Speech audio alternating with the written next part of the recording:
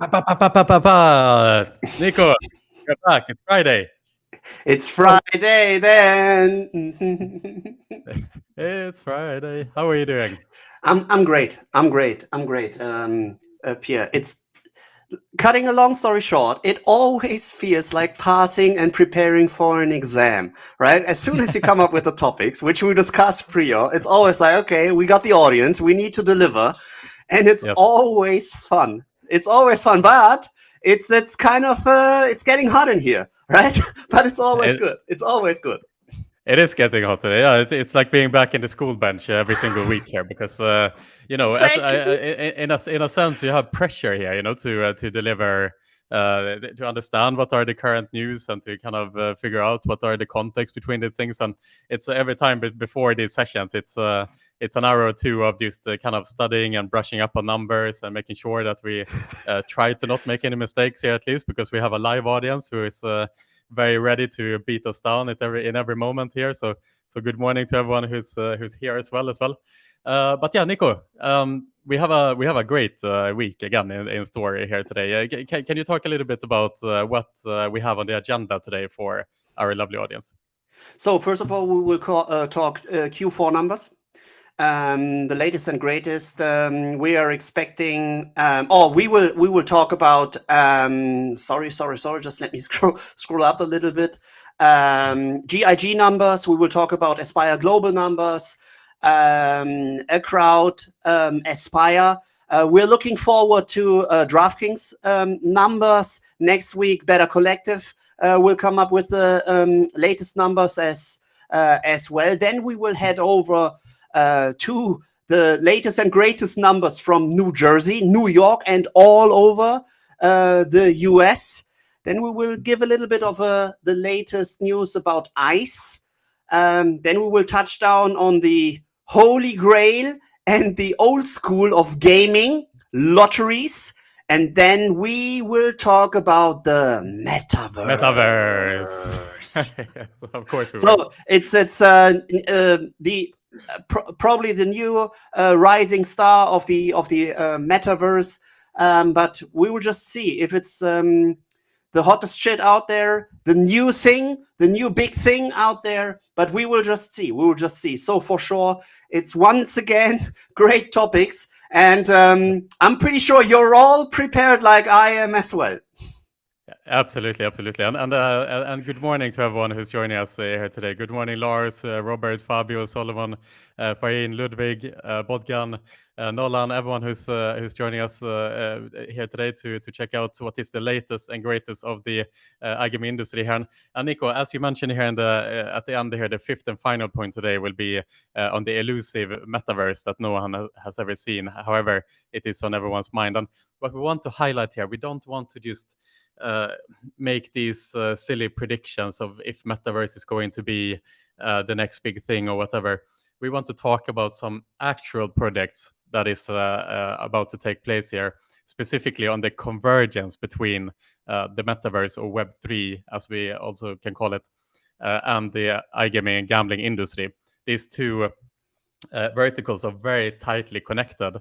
And as we are currently preparing for our iGaming Next New York event in May, where one of the side conferences will be specifically looking into the convergence between the metaverse and the iGaming industry, we are learning every day about all these incredible projects that are about to spring into life here in the coming months. So we thought that it would be really interesting to highlight a couple of them, as we are talking to a lot of the founders at the moment who will be Mm. a part of this event. So it's quite interesting, talking and thinking about the future technologies is always fun and interesting, and I am convinced that it is not something you should be scared over. You should not brush it aside before you actually explore it with genuine curiosity. And that's what we like to do here at iGaming Next, Nico. But before we jump into that interesting and forward-thinking topic, let's say,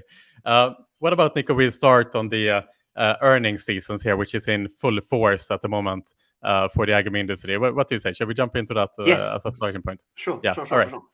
Good. Also, We don't have our managing editor Jake with us here today, who has been doing write-ups of all the reports of the week here. But this week we had a couple of interesting reports coming out from the likes of A Crowd, GIG, RateTech, and Aspire Global.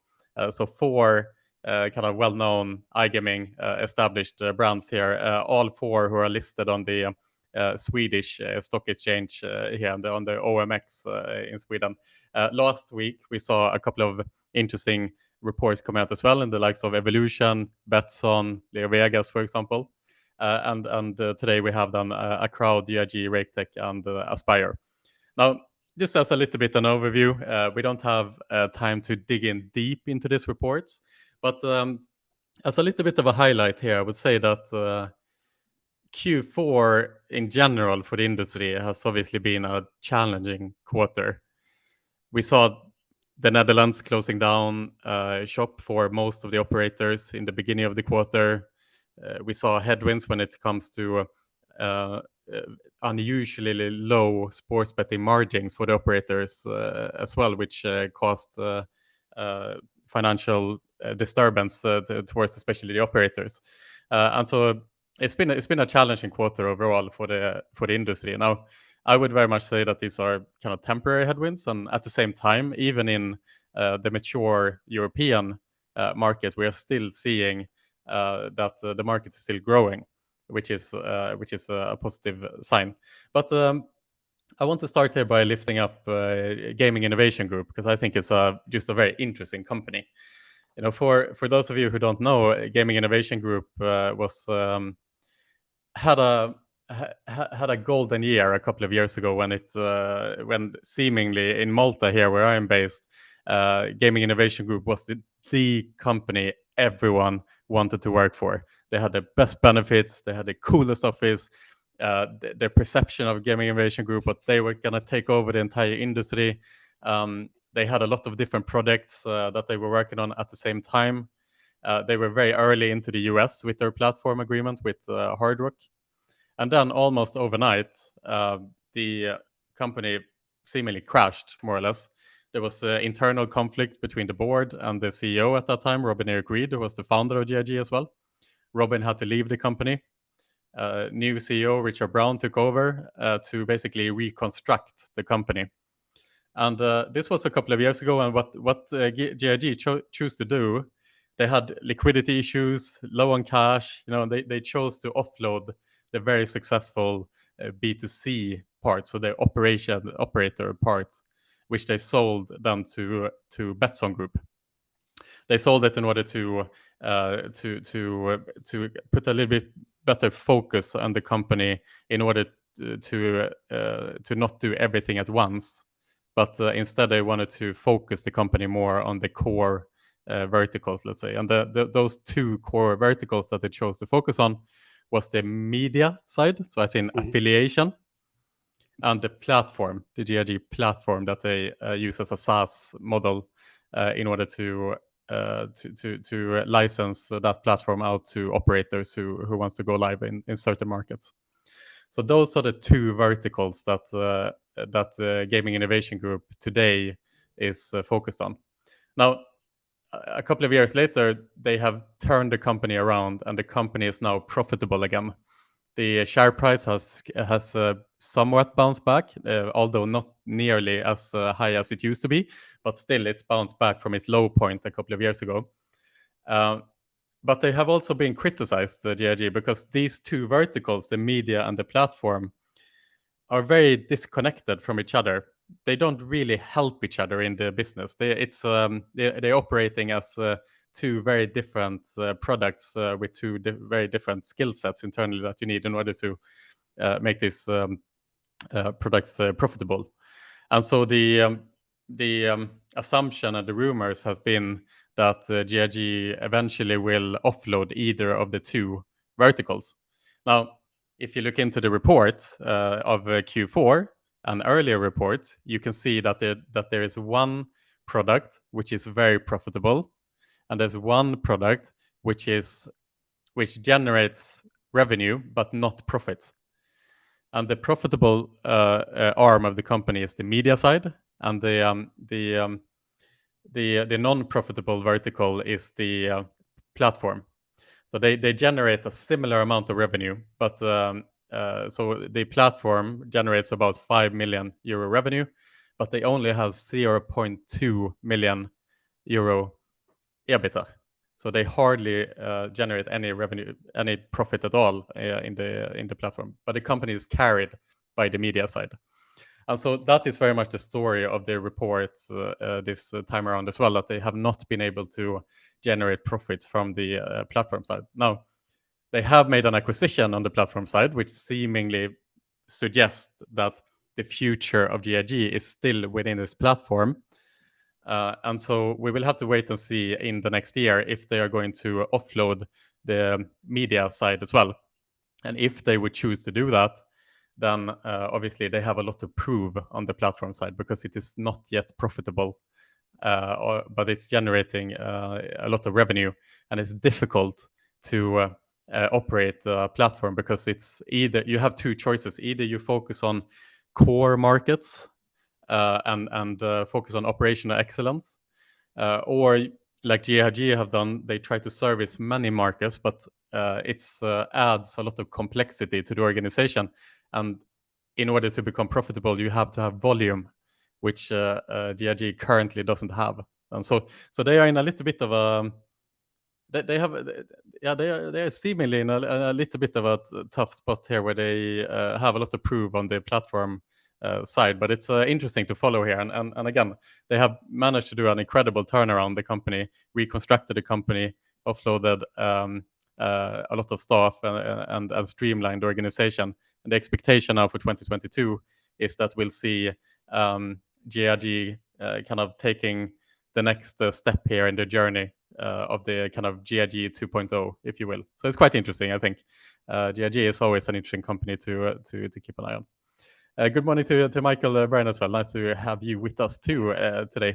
This is I think the most important, the most interesting of the 4 quarterly reports that have been published today. But the others should not be disregarded here. And we saw a Crowd, which is another affiliate as well, publishing their EBITDA results. They have they posted an EBITDA result of Q4 2021 of 817,000 euro profit, which is carried mostly by the recent acquisition of Matching Visions, good friends of ours, Dennis Deer Hansen and the guys. We used to share office space with those guys. They were acquired by a Crowd last year, so congratulations to Dennis and the guys. But nonetheless, a Crowd still were not able to live up to the EBITDA of last year. They actually decreased the EBITDA by 37% since a year ago, which is potentially a bit of a disappointment for a Crowd, of course. But they are also streamlining the organization here. They are cutting around 20 staff, and they are now hoping that 2022 would be the year that they are going to turn around their profits as well. A Crowd traditionally has been a poker affiliate, and for those of you who've been in the poker world, as long as I have known that the poker boom has far passed, and it's not easy to generate profits as a poker affiliate today. So we have an interesting comment here from Bernd as well, Henning, who comments here. We spoke about the GIG previously, that the GIG platform is, compared to others, not an overperformer and quite expensive. That may be one reason why it's not so profitable. So it's an interesting industry comment here on how the platform is perceived amongst operators in the industry. So thanks for chiming in with that as well, but interesting to hear.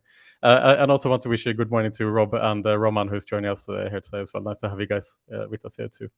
So those are GIG and a Crowd. And jumping over to Aspire here.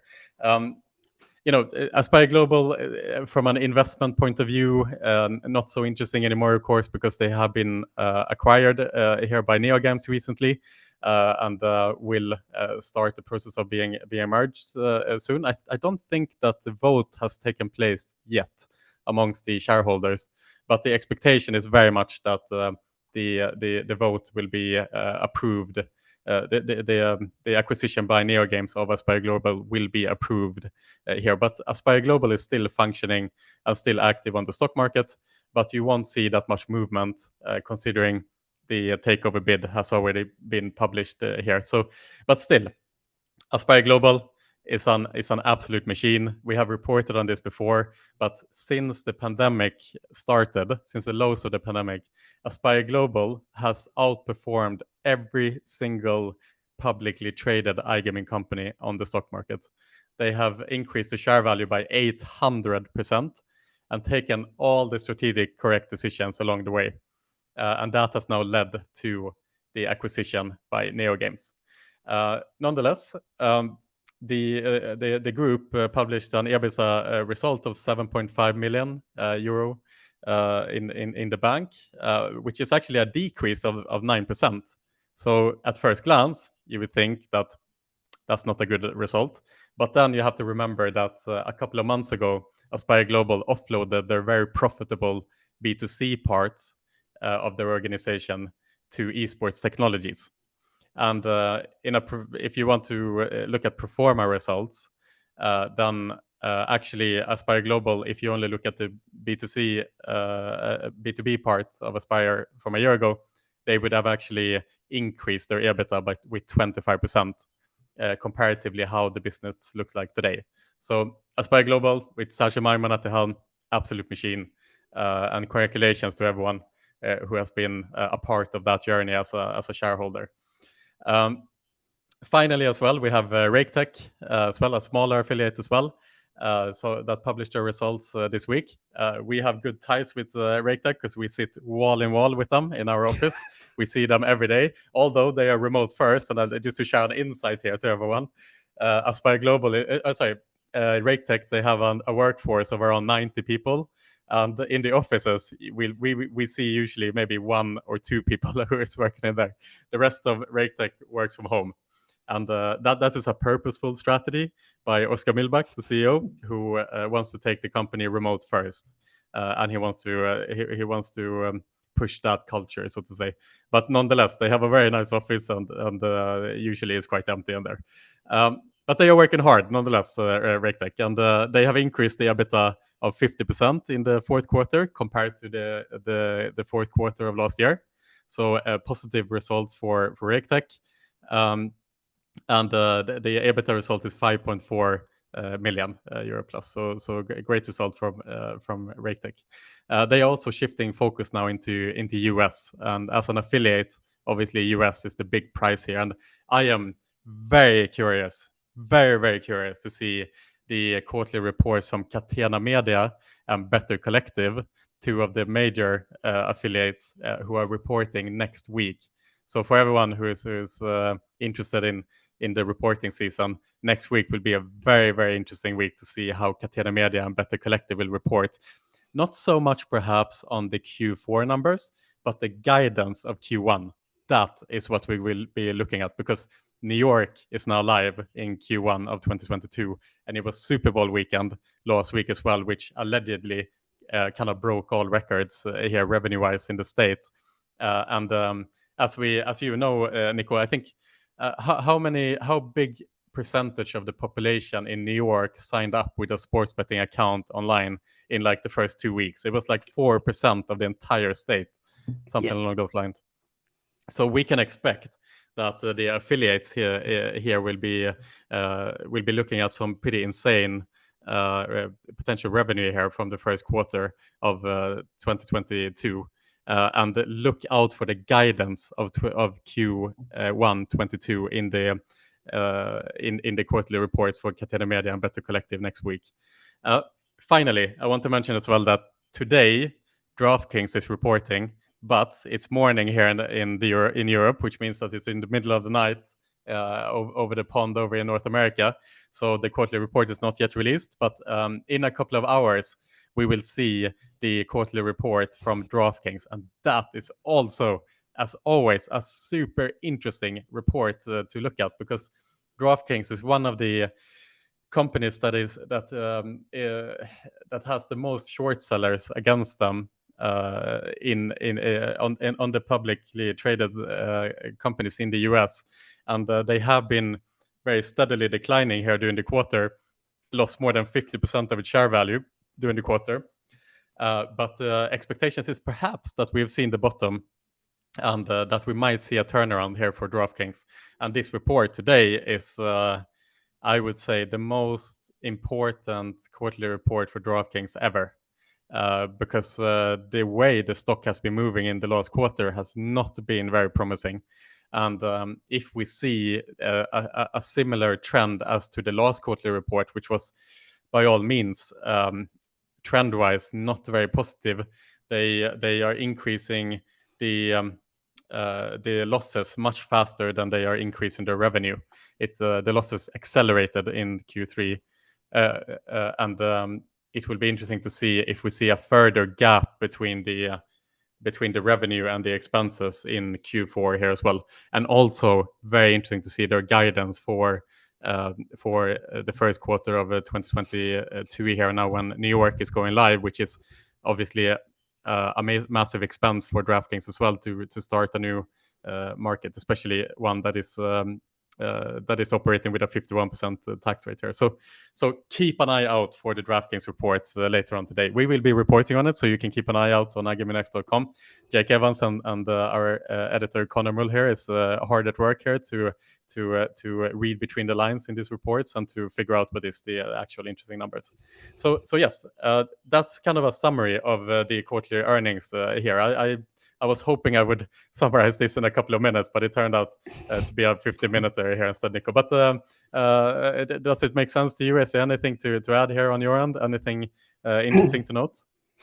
So first of all, as you already mentioned, the numbers which Better Collective will be reporting and Catena Media will be thrilling, as they are quite big in the US as well, right? And as you already mentioned, Q4 is nice, but Q1 2022 will be thrilling to see, especially as the market and the user acquisition costs in New York as of now are just insane, right? And we will just see how these numbers will be hitting the quarterly reports by all, first of all, the operators going on the downside as its costs, and for sure for all the affiliates, the big ones like the Better Collective and the Catena Media on the earnings side as well.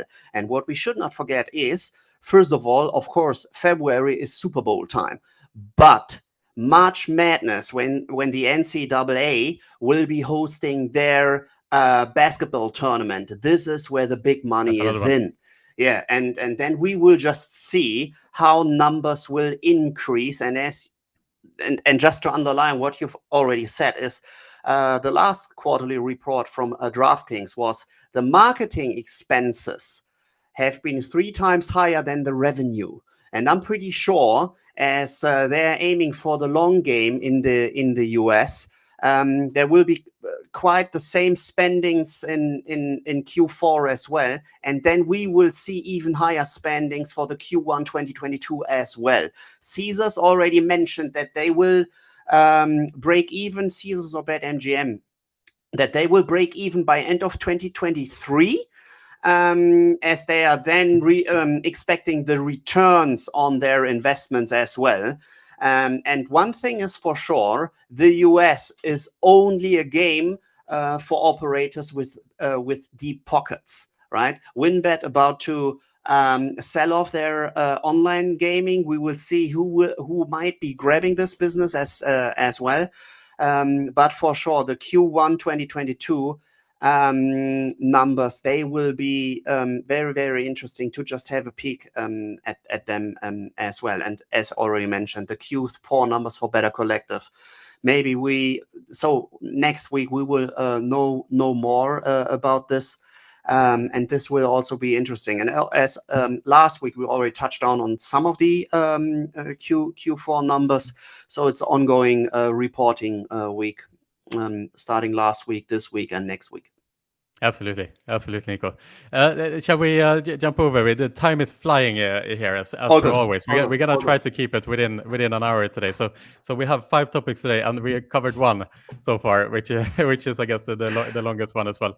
But Nico, I know that you are super into and nerdy about the American numbers here, specifically on the New York side. But now we also see New Jersey reporting, and what's interesting here is that it was interesting to see in New Jersey how they would be affected now that New York has opened up. Because for those of you who don't know, New Jersey and New York is connected.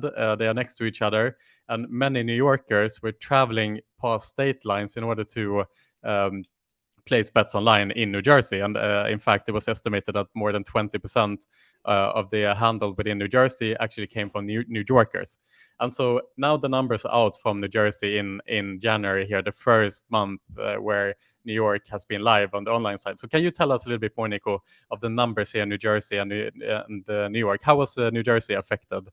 Yeah, so first of all, each and every one of us was expecting a decline, right? At least a decline, because in November, New Jersey reported 1.3 billion in handle.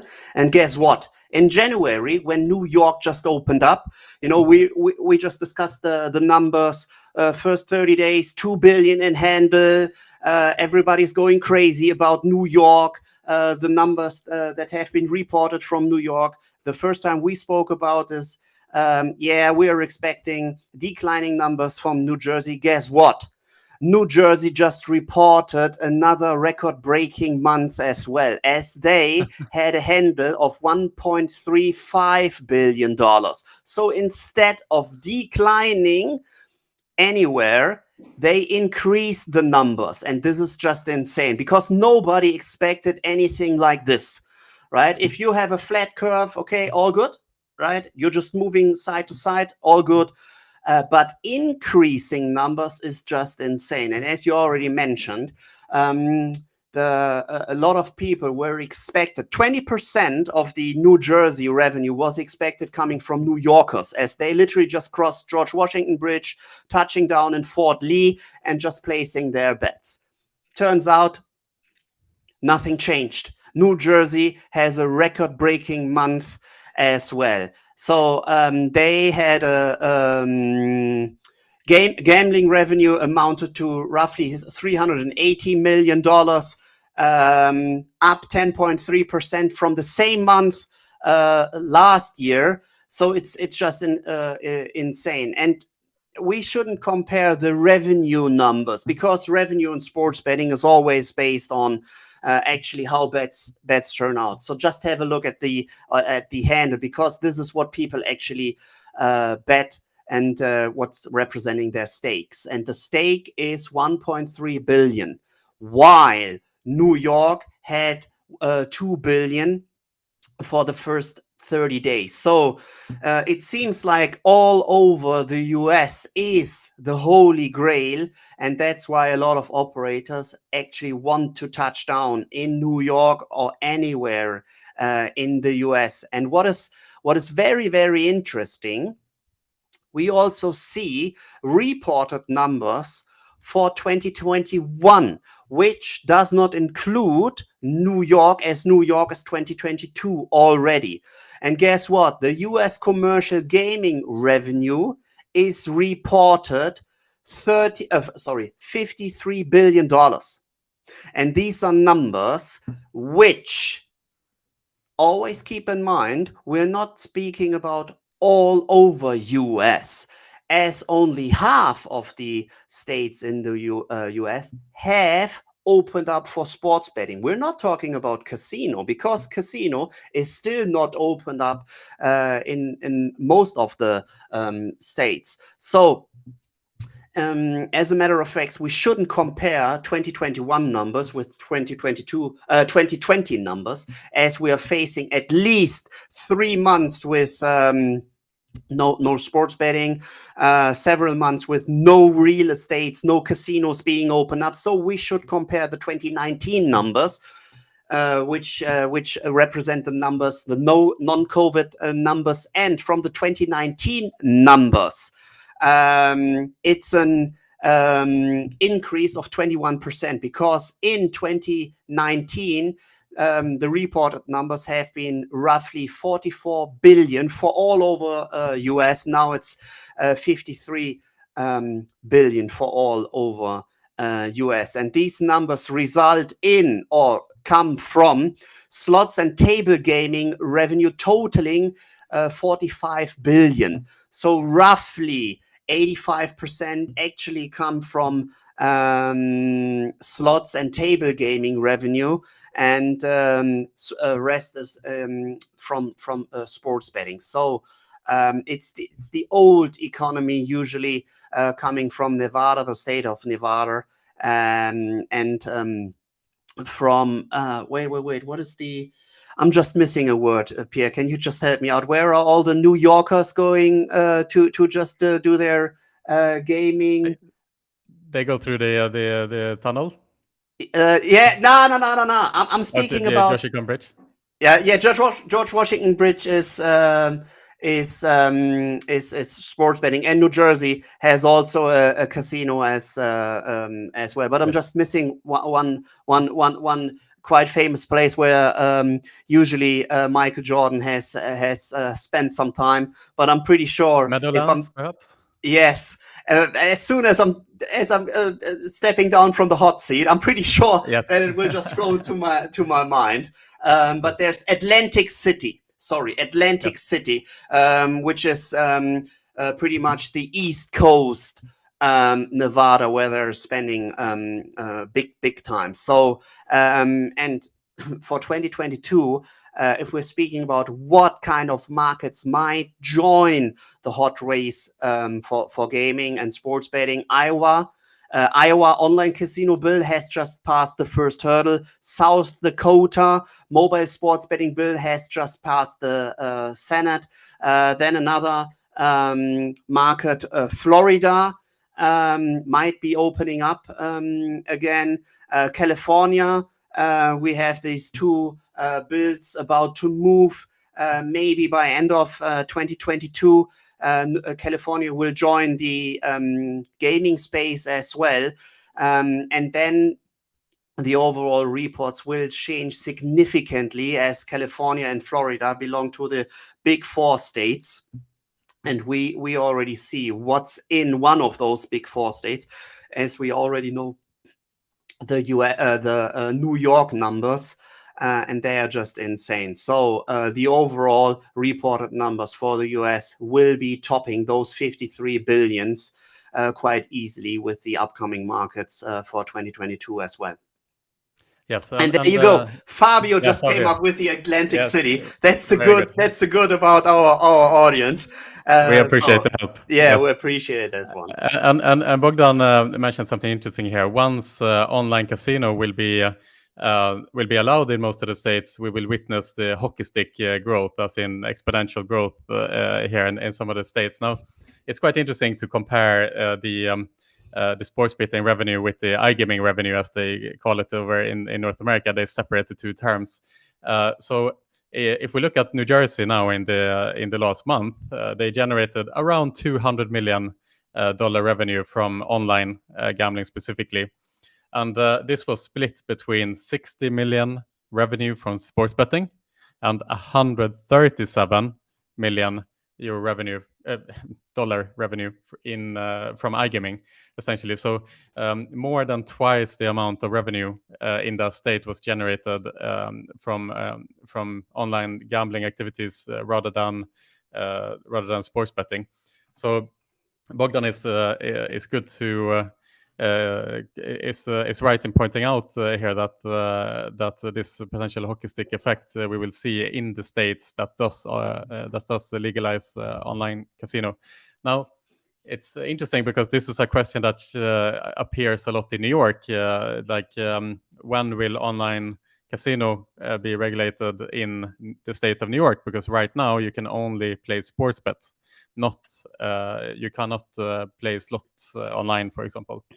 And the answer to that is that there is no clear path towards legalization in New York for online casino, and there's no political will at the moment to legalize the state either. But what we will see is potential new products that will start to see a little bit the convergence between online casino and sports betting. The operators will be kind of testing their way into potential new products that still are within the realm of sports betting, but they started looking a little bit more like the traditional online casino games in order to try to offer that type of experience. So those are just some insights on that front as well. And it's also not clear how many states will open up for online casino overall in the United States. Online casino is a lot more stigmatized in the United States than the more and more socially accepted and mainstream sports betting side of gambling, which is adopted by the mainstream as we speak in the United States. That is not the case with the online casino. So we are seeing a much slower adoption of online casino in the United States so far. Yeah, and getting back to New York, and online casinos, they just released or put it put it on a release at least 4 or 5 real not online casino licenses, right, where you can actually pitch to get one of those licenses. And we spoke about 1 or 2 months ago about this real estate plan to come up with a casino in New York valued or estimated costs of roughly $2 billion. So I'm pretty sure if you pitch for one of those licenses on the line, you want the state authority not to cannibalize your existing or upcoming business with handing out online casino licenses as well. So I'm pretty sure for the time span of your retail casino license is valid for 5 to 10 years. We will not see 5 to 10 years online casino as well, just not to cannibalize on the revenue stream. Absolutely. Nico, what do you say? Why don't you say we jump over to ICE London here, which is taking place in the middle of April for a few moments, because we get drowned with questions on what will happen to ICE this year. And it's certainly been a hot topic in these weekly news in the last couple of weeks. And I actually spoke to Alex Pratt, who is the managing director of Clarion. Earlier in the week, we did a podcast together, which is live now on our iGaming YouTube channels and Spotify and Apple and so on. And we asked the questions: what is the latest, and what's going to happen with ICE this April? As many of you guys know, who is watching today, and as you know, Nico, most of the major exhibitors of ICE have pulled out from the show this year. That is mainly because of the date change that has been taken place, which have now pushed ICE till mid-April, and it just so happens that it's during Easter holidays, so many families will be off that week, so to say.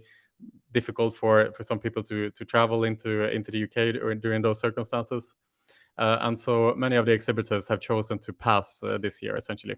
Now, Alex Pratt, the MD of Clarion, he was very clear to mention that what we see reported in media is very one-sided. We see all the negative stories, but what we don't see are the positive movements with the ICE. As an example of that, we have Pragmatic Play. I spoke to Virginia, the marketing manager here the other day, and Pragmatic Play is taking the full space of Mercur, for example. Mercur was probably the second biggest exhibitor of ICE, I would say. And as Mercur pulled out this year, Pragmatic is now taking that entire floor space. And other exhibitors are also new to the show this year. They have more than 30 new exhibitors this year. So that is not exactly covering the entire floor space of ICE. And Alex was very clear to say that as well. He expects about 80% of the normal floor space to be taken up this year compared to 2019. And he expects about 90% of the delegates this year to turn up. Now, at the same time, we hear a lot of companies who are saying, yeah, we have, instead of sending 50 people, Tim Heath mentioned this yesterday with YOLO Group, instead of sending 50 people, we will send 5. We have this sentiment from others as well. But we have to remember that this was also the sentiment in 2020, just before the pandemic started, that a lot of organizations chose to downsize their attendance at ICE that year. And still, we saw a quite positive conference overall. And so we have also seen since the pandemic massive growth of the industry. I mean, just look at North America. The whole industry has spawned to life in the last 2 or so years. And so there is a lot more liquidity in the industry with professionals who would consider to attend ICE. So at the same time as we have these negative stories, we should just not forget that the industry has grown and that ICE 2022 is still the conference that people are looking forward to attend. So personally, I am looking forward to attend. We will bring like 15 people from our team. That's the most we have ever brought as well. And we are just very excited. It's an important show for us, and I still, even though in despite of all this negative news, I still have quite high hopes that ICE would still be a good conference. Yeah, what do you think, Nico? Yeah, as already mentioned and discussed, there's always two sides of the story, right? First of all, of course, it's in between holiday season, which isn't the perfect spot to actually put an exhibition with this kind of size and to run it. But it's always good to have this one event where you can potentially meet and greet the whole industry.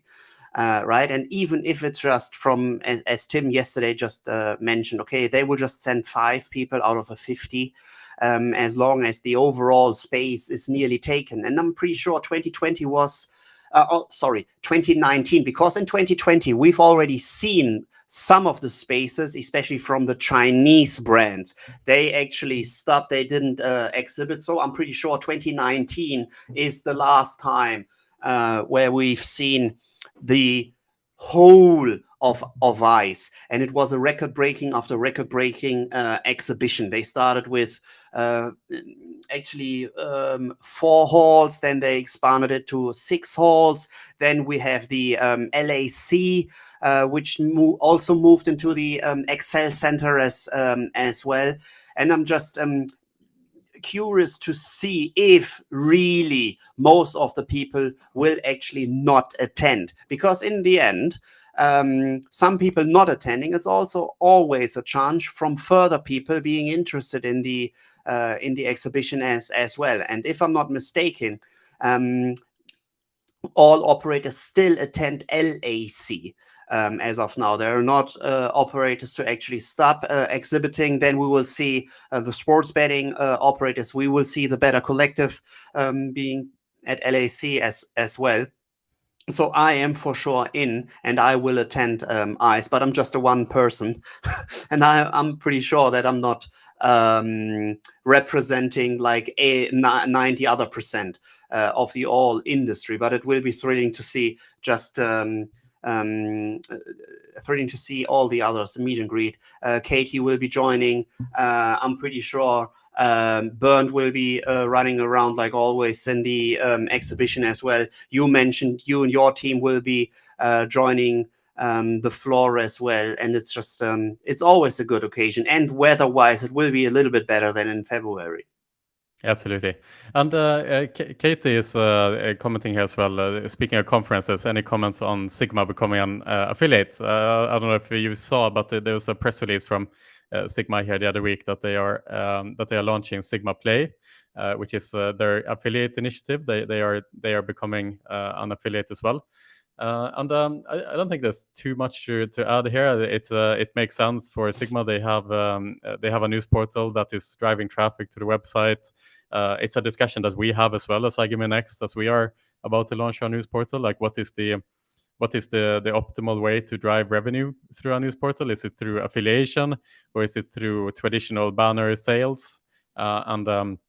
Traditionally, Sigma has sold banner ads, but I know that they have been doing affiliation for some time. This is not an initiative that was launched just this week, as far as I understand it, at least. But now it was more they have hired an affiliate manager, and they are now pursuing creating revenue through that stream instead of generating banner ads instead. So it'll be interesting to see. I mean, it's something we are keeping an eye on as well, just trying to figure out what is the best dynamics here. So certainly something to keep an eye on.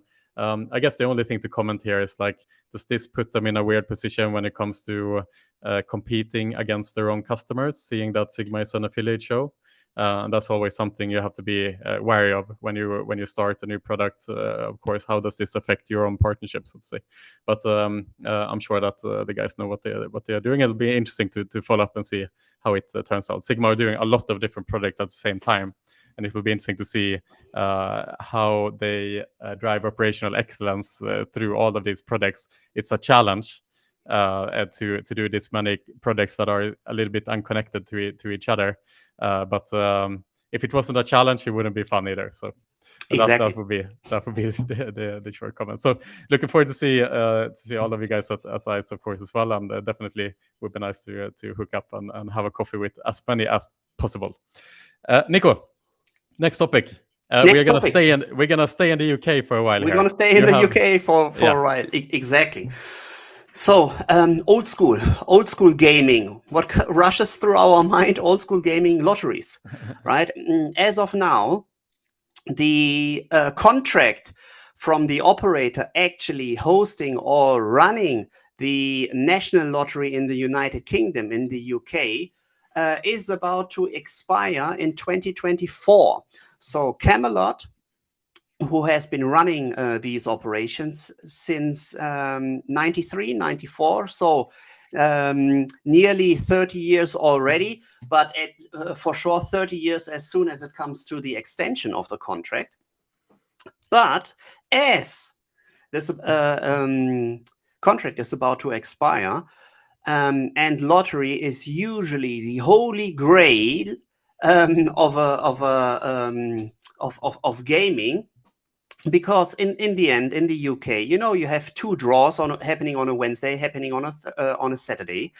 There are 15 up to 45 million tickets being sold each and every week. So for sure, it's something people are having on their mind, are eyeing towards this. And what we see is, first of all, Cecil from Italy and Allwin from Czech are eyeing on getting this contract as well. As of now, and it's reported that within the favor of the UK Gambling Commission, they are looking towards Camelot being the runner-up, being the one in favor. But as we are talking about Cecil and Allwin, they have deep pockets. So for sure, there will be an upcoming lawsuit, because one of these three will win, two will not win. And whoever will not win will probably file a lawsuit about how has this decision been made, what has been the requirements, why didn't we, pass these requirements, why has XYZ actually won. It's an eye-watering 80 billion ticket size on a yearly basis. 25% will be given to good cause. 50% of this ticket sizes, the revenues will be put towards the overall jackpot, and 25% will be handed over to the operator, roughly 25%. So, and as its old business, because we are speaking about retail shops being already in place. Online is pretty simple for lotteries as well, as it's a pretty simple draw, right? You have this 59 numbers which are drawn two times a week, so it's an old school business.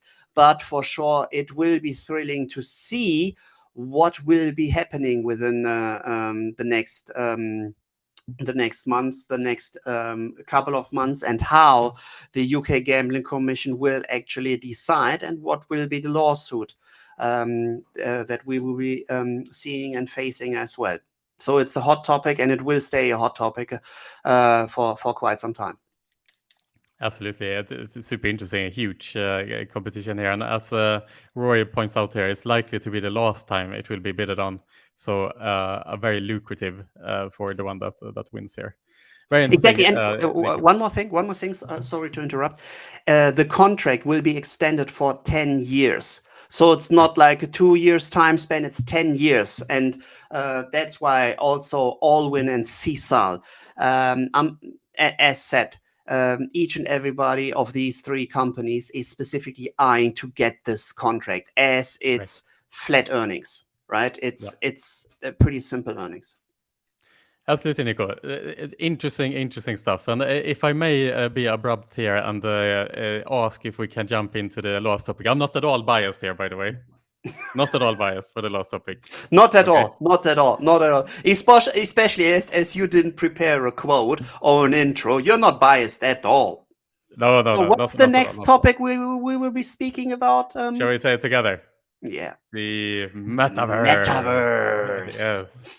Because it's so elusive. The meta oh my god, the metaverse is elusive topic, as Elon Musk points out here. Has anyone ever seen the metaverse or the metaverse? So it's a very elusive topic here that we are gonna round off with here today. Again, we end the weekly news as we started it today by pointing out that emerging technologies can sometimes feel a bit ambiguous. It can feel like, why do we need this push? What's needed with the kind of Web3 blockchain projects that we are seeing right now, and why should we care about this project? And I think, as always, and this is very much the ethos of iGaming Next itself, is that we should never be scared of emerging technologies.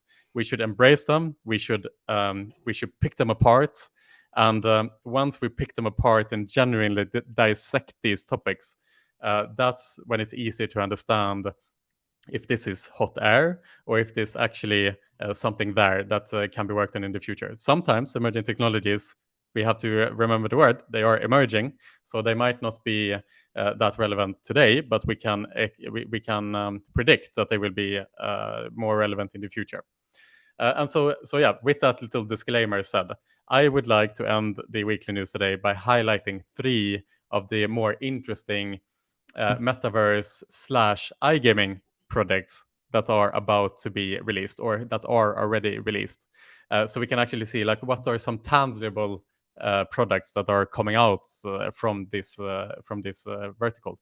And again, the convergence between gambling and Web3 / the metaverse, NFTs, whatever you want to call these verticals, is highly interesting because they are very intertwined.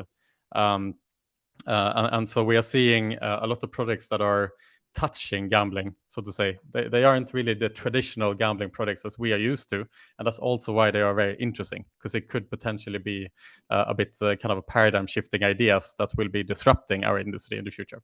Okay, so here we go. Top 3 of the kind of metaverse products as I see it. And again, we've had the luck to actually speak to some of these founders here recently as we are preparing for iGaming Next New York, which will be hosting a lot of these tangled topics. So something that I've come across now in the last month or so is number 1 is a product that's called BetDex. So it's BETDEX, BetDex. I don't know what actually the website is. You have to Google it. But the product is called BetDex. And this is a decentralized sports betting protocol. Right? What does this mean? Well, it means that the protocol itself, it lives on the blockchain, and the transactions are taking transactions are taking place on the blockchain. And if I'm not mistaken, BetDex is based on Solana blockchain. So there's different blockchains. There's Ethereum, Bitcoin, and Solana, for example. And so Solana is the blockchain of use for BetDex. And then you ask yourself, like, why would there be a potential for a decentralized sportsbook? Well, the most obvious use case is that you don't have to give up your funds to a third party. So So again, the transactions are taking place on the blockchain, in this case Solana, and through your MetaMask, for example, or through your wallet, you'll be able to bet immediately through whatever site that uses this protocol. Thanks, by the way, for pointing out this betdex.com. And so, especially if you're playing on a smaller operator that you don't maybe trust with your funds, especially if it's larger amount of money, you might not want to send the funds into this operator. And that's why the blockchain comes into use here, as you can you can place bets without having to deposit money into the operator's account.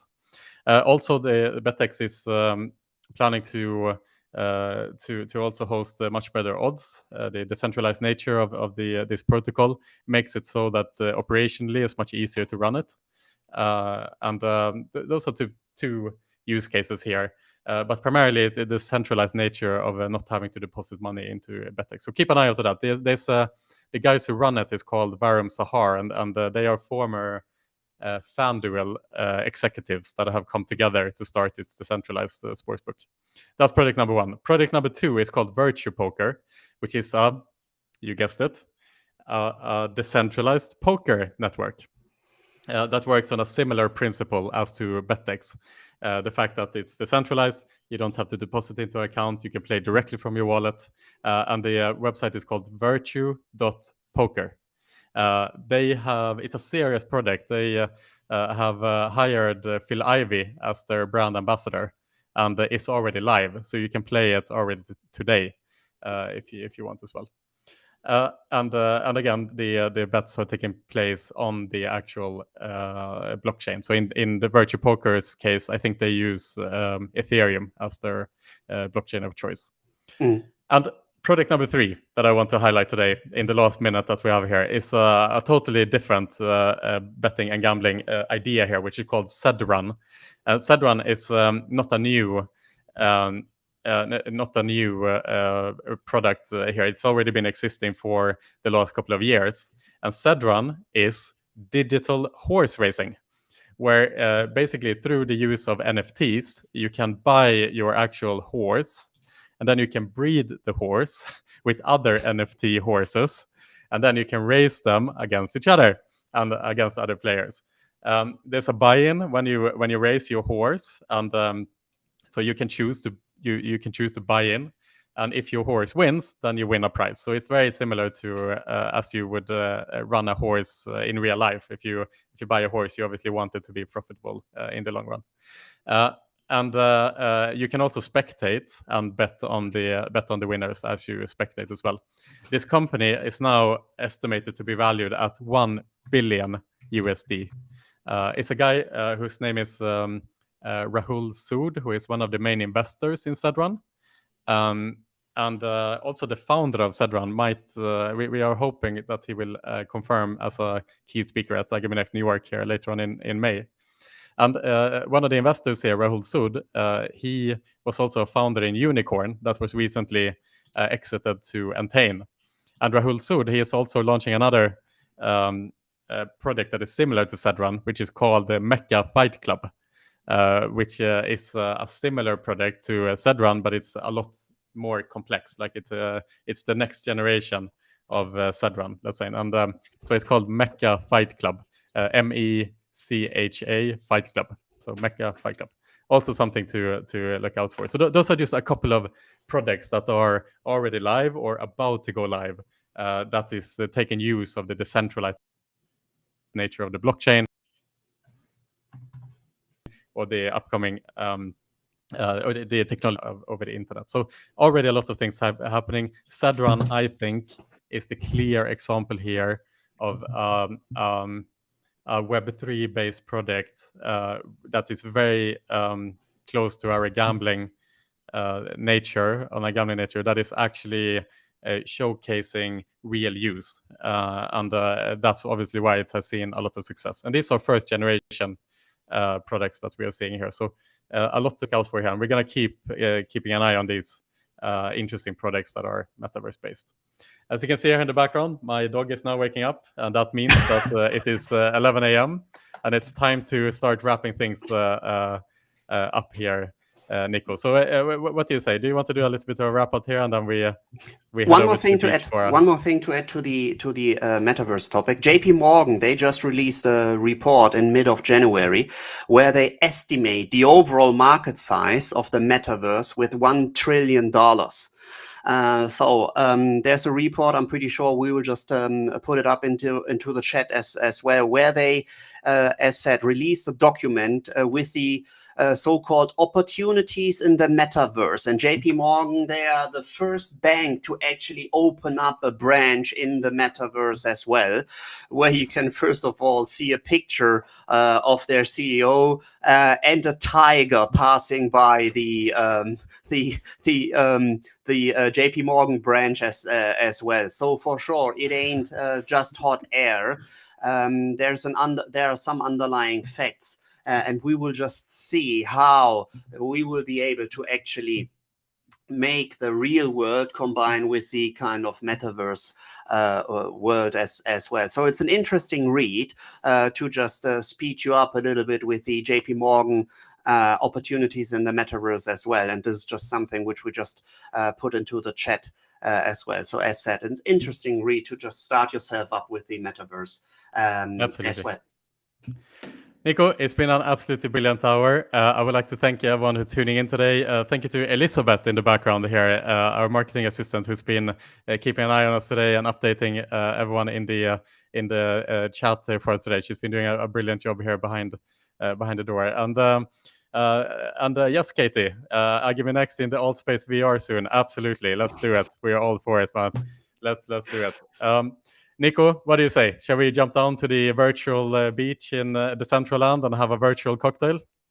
Of course we will. Having a virtual pina colada, margarita, Cuba Libre, whatever's in our favor as of today. It has been an honor once again talking with you and being accompanied by the community as well. Thanks once again for just coming out with questions. And that's what it's actually for, right? It's not just the two guys sitting here and having a strict agenda. As soon as you just want to zoom in into a topic, we're happy to touch down whatever the audience just wants us to touch down. That's why it's in this specific format. And I really, really like to do this. I really, really like to do it with you as well, Nico. Thank you so much. See you next week. Take care of each other. Stay safe. Exactly. And stay healthy. We see you soon. Okay. Bye, guys. Bye.